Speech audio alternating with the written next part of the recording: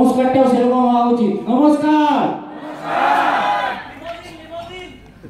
ये ऑटो का नमस्कार आ रहा है, तो लिमोजिन कैसे आएगा? नमस्कार।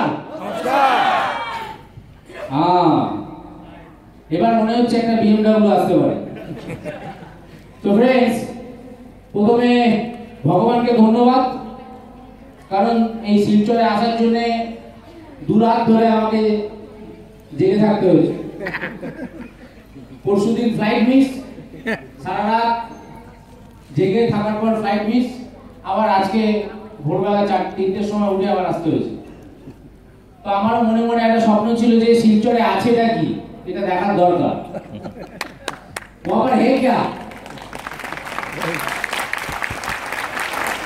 बट मुझे पता था इधर एक वॉल्केनो है, क्योंकि কেননা কালকে রাত্রেবেলা যেদিন আমি ফ্লাইট মিস করি সেদিন 12:30টার সময় দেখি এখানে অ্যাক্টিভেশন চলছে, আমার মোবাইলে মেসেজ আসছে শিলচর 1700 বিবি 2000 বিবি। তো এরকম মেসেজ আসছে, তখন আমার একটা ধারণা হয় যে শিলচরে আমাকে যেতে হবে, যদি 4 বার ফ্লাইট মিস হয় তাও 4 রাত জেগে থাকবো, কিন্তু শিলচর আমি যাব।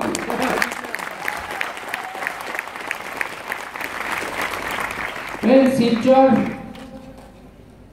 অনেকে হয়তো ফ্লাইট মিস করে লাইফে, কিন্তু আমি এয়ারপোর্টে বসে পরশুদিন ফ্লাইট মিস হওয়ার পরে আমি বসে আছি যে মন খারাপ হয়েছে, আসতে পারবো না, আবার পরের দিনের জন্য প্ল্যানিং করতে হচ্ছে বা কি করবো এখন। তখন আমরা টিকিট কাটিনি। বাট মাই লাইফস্টাইলের পাওয়ার দেখুন, আমি আর অমিত স্যার বসে আছি, 2 মিনিট পরে অমিত স্যার বলে আসছি একটু। আমি ভাবলাম কোথাও হয়তো ওয়াশরুমে গেছে, 2 মিনিট পরে আসবে। হঠাৎ এসে দেখি আমাকে একটা টিকিট দিচ্ছে যে কাল সকালবেলা আবার টিকিট কেটে দিয়েছি, মানে বাসের মতন টিকিট কাটা হচ্ছে। আজকে মিস গেছে, কোনো অসুবিধা নেই, আবার কালকে। এটাই হচ্ছে মাই লাইফের পাওয়ার। কারণ অমিত স্যারও জানে দুটো ফ্লাইটের ভাড়া 2,10,000 টাকা হতে পারে।